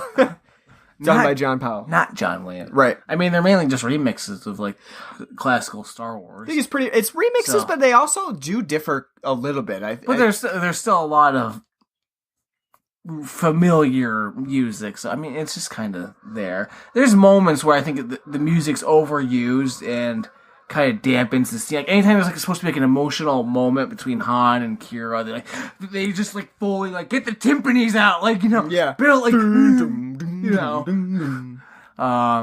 yeah. So I mean I thought it was okay. It's not like it's nowhere near as like magical as like when the first time you watch it. I don't think it's as moving as a John Williams score. It's too. I think it's too overused. True. Plus, like I said, not really many moments of silence. Well, like I said, when I was John Williams, it is really difficult to come up with a variation on like what you think of as the Star Wars theme. Just trying to come up with like something that sounds like Star Wars, which is basically just orchestral. It's an orchestral score. As good as and John Williams is great, and I love his music. But as good as he is, all his music, it's not like it's like specifically this is Star Wars, right? This is Superman. It's all like this is great, like classical music that's set to a film, orchestral music. Like what's to say Superman's theme wouldn't fit in a Star Wars film, or Indiana Jones and Fiddler on the Roof. They can, or Jurassic swap them out. Or Jurassic Park. It's only because we associate those songs so much with the films themselves. Like if you never saw Jurassic Park and you heard the Jurassic Park theme, you're like, oh, wow, that's a moving piece of music. I think that Jurassic Park could work pretty well in Star Wars. Yeah, like as like a uplifting moment, after a after a heroic victory and a battle, that would be interesting to just replace all of the songs and just kind of with like Jurassic Park soundtrack. I mean, interesting. No Man's Sky. All right, and the last thing that I have to bring up is that final scene when Kira has vanquished Dryden, and Dryden, and Dryden Voss, right? Yes. Named after the water, Voss water, and she calls, the next person in charge, and it happens to be Darth Maul. Dun dun dun! Dramatic. Looking quite beastly in this one. How dare you? Why do you hate Iridonians? No, as in, like, he's a machine. He's a unit. He's ripped. He's jacked in this one. Can you see his legs? I couldn't tell if he had robotic legs. I did not see their legs. In the cartoon. Yeah, I know. Yeah. I did not see that. All I saw was his jacked body. I just want to know, why is a Sith apprentice / Sith Lord running a criminal enterprise? Why does Palpatine know about this? Does Sidious and Vader know? Because this is obviously during their reign. Do they know what's going on? From what we know from, especially from like the expanded universe, Sidious is like a fucking all-knowing god. He knows like everything, like under the sun. He knows all that's going on. So he would obviously know that Maul's apparently still alive. He survived Phantom Menace. See, that wouldn't go under his thumb. He wouldn't, not notice that. So why is this allowing? Why is he allowing one of his apprentices to still be alive? The Darth Bane has the rule of 2, which has been followed for 500 plus, years. And that Sidious is a part of, with the rule of 2, that there can only be 2 Sith Lords, a Master and Apprentice. So you got Sidious and Vader. So why is Maul still alive? It doesn't make any sense to me. I don't understand. Why did Kira get in this situation? Why is she part of the, So before you hyperventilate... The Crimson Dynamo. And why is she a sex slave? We get to see the tattoo 10,000 times. Is she a sex slave to Dryden? Was she saved by Dryden, so she owes him, and that's why she's his confidant? What's going on? Because that's like one thing that doesn't really make sense to me. Is like the whole she kind of still loves Han because he's just so handsome, but at the same time she owes so much to Dryden.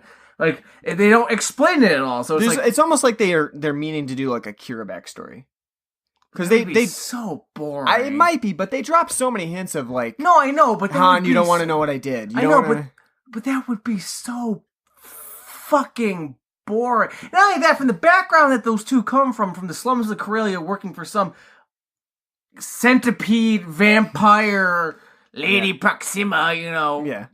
That was fucking stupid. I think we know how. But what could she have done that Han's like, oh my god? I think we know what she did. She sucked a dick? Right, pretty much. I mean, I think that's the implied that she had to sleep her way to the top. Oh no. Yeah. Well, I mean, would you consider being under the thumb of a Sith Lord sleeping to the top? I don't know about that. Well, if you know anything from the Star Wars films, you don't want to get promoted, because if you get promoted higher and higher, you're closer to death. Because if you fail Vader, he's gonna choke you out. Like, oh, you didn't capture the rebels on Hoth. You're dead. You're now in charge. Yeah. Don't fucking fail me. So it's not you want to be like, you.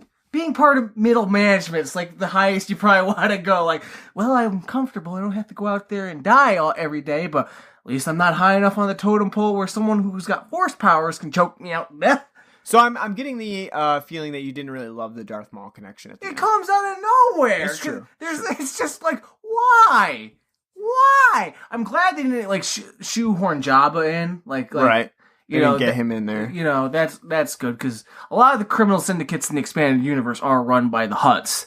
So yeah, you easily could. So it's cool that they didn't show Jabba. Like I said, so like him going to, saying Beckett said there's a big job from a gangster in Tatooine.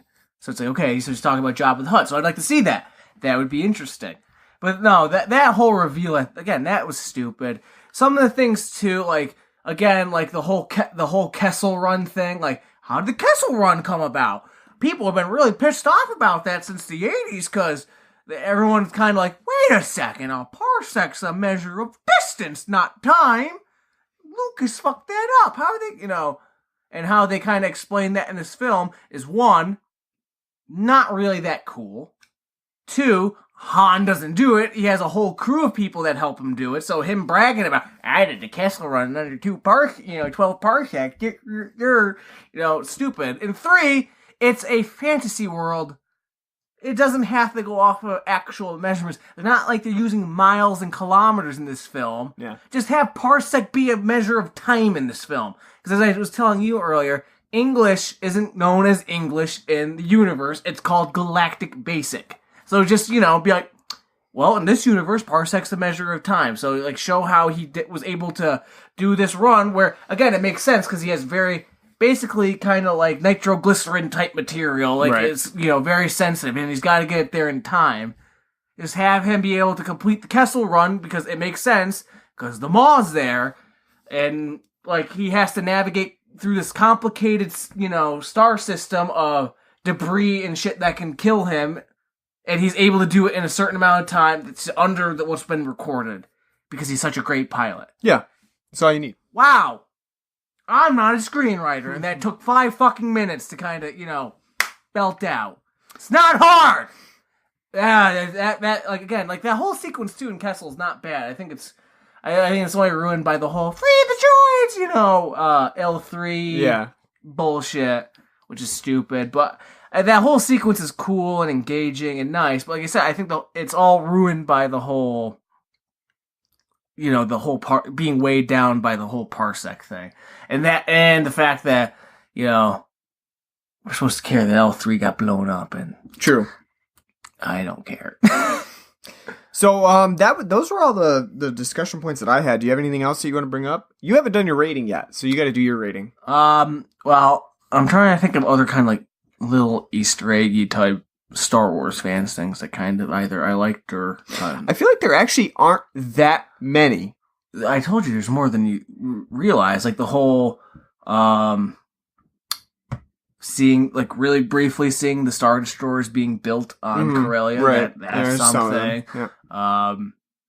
Warwick Davis. Oh, yeah, Warwick Davis is in here. That was nice. That was a nice little callback. Gets one line. He's not an Ewok, but... Oh, that's what we forgot to talk about. The Marauders. Those Ensif, Harry Potter-esque... The reason I left them out, I didn't really talk about them, is because they're really like a non-entity in this film. But they are, because... I mean, technically, but I really don't consider them to be a major... Because the whole, like, Han, instead of, like, selling the, giving the hyperfuel to the Crimson Dawn, he gives it to them because they show up, and he's like, him and Beckett are like, you're the bad guys, and they're like, yeah, and then Beckett runs off, and then they reveal themselves like, actually, we're freedom fighters. We're the good guys. We're not really pirates. We're freedom fighters, and the syndicates are the bad guys. And they're all like, okay. It's a pretty quick reveal, but again, it's like everybody goes along with it, and they're like, okay. Yeah, Han's like, okay, yeah, freedom, okay, Maya Rudolph. Whereas like the new Han, or well, not new, but the trilogy Han would be like, yeah, I don't buy that. You would be very skeptical. And it would have been like, okay. But again, I mean, I guess that kind of goes off his character being too trusting. But like I said, I don't think he's really for me, like I said, his character arc is like, he's too trusting. The only people he really trusts in this film is Kira, because he's got titty blinders on him, and Chewie. Yeah. It's not like he really trusts Beckett throughout the film. No, he definitely doesn't trust Lando. Yeah. He already knows Lando's cheated, so he doesn't trust... cheated him. So, I mean, so it's not like he's like this all, like gullible schlub who's like, everyone's my friend, and, trust him, Yeah, no, I agree. But like, no, that whole, like, at the end, like, freedom fighter thing, stupid, just so they could shoe in, like, at the end, it's like, we need more fighters like you. Do you want to join? And he's like, no, I'm good. And like, maybe one day you will. Yeah. Maybe one day you'll have that change of heart. And it's like, looking at the camera, like... He does. Like, he does do that. He's going to. He's going to join. Latest titties power. Carrie Fisher's, may she rest in peace. Her boobies do the job, So no, that to me was stupid. Yeah. That was, they didn't have to shoehorn in... They could have just been fucking pirates, and it would have been, rival pirate game. Yeah, it didn't need to be a major. Yeah. So that was really just kind of frustrating because it's nice that we get to see Warwick Davis and all, but that. True. That was just frustrating. All right, so give us a rating. What would you give it? Because I'd say I give it a 7.5 out of 10. What? Out of 10. Cthulhu monsters in space. Out of 10 Captain Nemos in space. I'll give it a 6. Like I said, I thought it was engaging enough. I thought, for the most part, the main cast of characters I liked. I did think Alden Ehrenreich was good. He's never going to be Harrison Ford, though. So, I mean, sorry, that's the problem you're going to have being casted into an iconic role. Unless you're very lucky, you're not going to beat the icon. I thought Donald Glover, Childish Gambino as Lando. Again, you're not going to be ever as good as Billy D. Williams, but I did think you were charming and, enjoyable as the character. I thought you did a good job. And for me, the highlight acting-wise is Woody Harrelson. I thought he was the best. Though at times he does kind of seem like he is phoning it in, but he's the best to me. Like I didn't even know he was in this film. I was like, wow.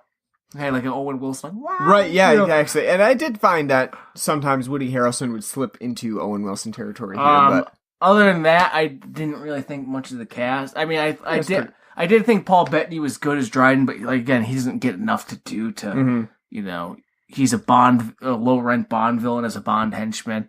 I thought the story, though it does borrow a lot from the expanded universe that is already part of Han's lore, is utilized well enough, so it's a good callback to the what's already been established in the expanded universe. I do think at some points it does a good job at like kind of changing things, at other points not.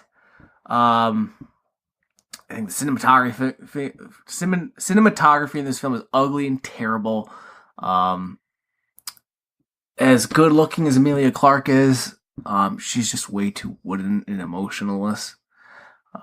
Which is sad because the whole crux of this film for Han's character arc is supposed to be the relationship, and I can't really get behind it because it's just so one-sided. Mm-hmm. Like Alden seems like I can buy into him being blinded and naive to her and just being so like in love with her.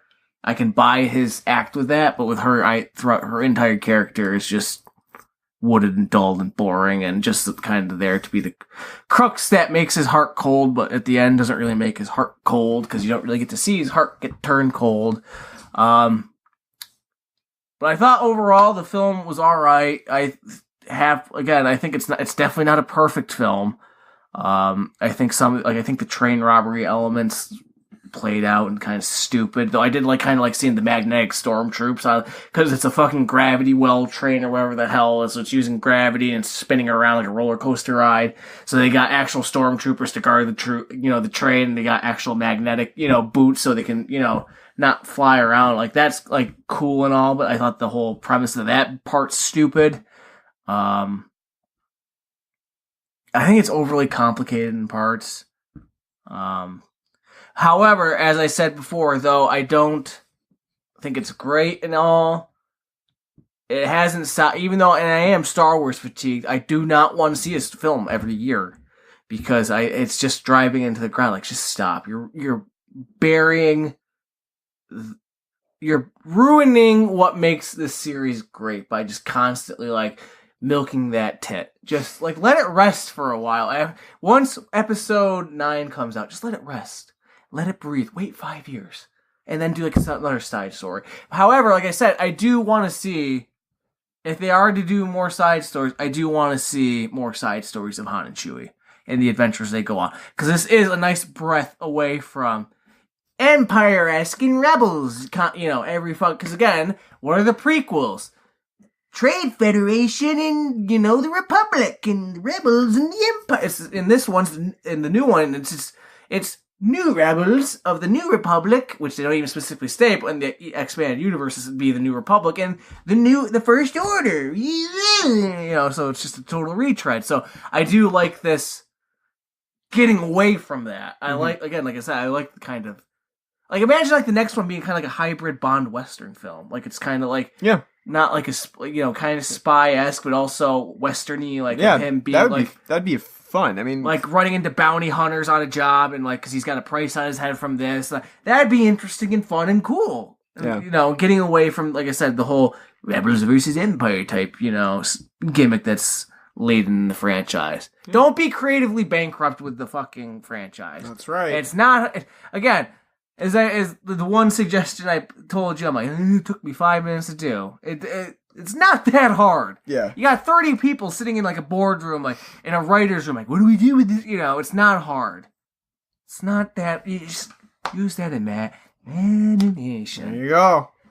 All right, so there you have it, folks. Solo from an amateur Star Wars viewer, casual viewer, and a veteran viewer. Solo, a Star Wars story, is out now in theaters, so have a look at it. What's the box office gross on it? Disappointing is I think what they said. Not as expected. Well, you shouldn't fucking released it when you just released Infinity War, Disney. True. Which almost makes me think they probably were banking on this might not do too good, so maybe released Infinity War and hell, Black Panther's still in there. So yeah, it's not as doing they not almost, as well as they can almost let vanity projects like this get out. Get out of the boardroom. Like, yeah, do whatever you want. You know, pretty much. Yeah. All right, so next time we're gonna do Mallrats. Yeah, I made the executive decision. You mentioned it. I made the executive decision. So, yeah, we're gonna do Mallrats. It's a fun film. One of my favorites. So are we doing a Kevin Smith month? Because you said how you want. No, I think we'll do this one a standalone, and then we'll come back and do a month after that. Well, we are gonna be starting. Let's go. We can't do a month. It'd be 2 months now. Because now that we're buying. True. Yeah, it would be 4 episodes, I guess. So a series, we'll just call it a series. It can't be no month, just a series. But yeah, so we'll do Mallrats next time. And the only reason I say no Kevin Smith month is because I don't know how much you could do with Kevin Smith. You know, episode after episode of Kevin Smith movies. I don't know how that would go over so well. Yeah, cop out. I think that's all that needs to be said about that. So yeah, we're gonna do Bruce Willis blind. So we're going to do Mallrats next time. And just for administrative stuff, you can catch us on iTunes, Stitcher, any other podcasting app that you use. We're probably on it. So check us out, subscribe to us, and leave us a nice review. We're on Facebook, facebook.com/Blood and Black Rum Podcast. We are on Twitter @Blood and Black Rum. We also have an email at bloodandblackrumpodcast@gmail.com. And you can always find us on cultsploitation.com, which is sort of our parent host / extended family. So make sure you check out all of those things. Thank you for listening to this episode on Solo, a Star Wars story, and we will see you next time. Take care.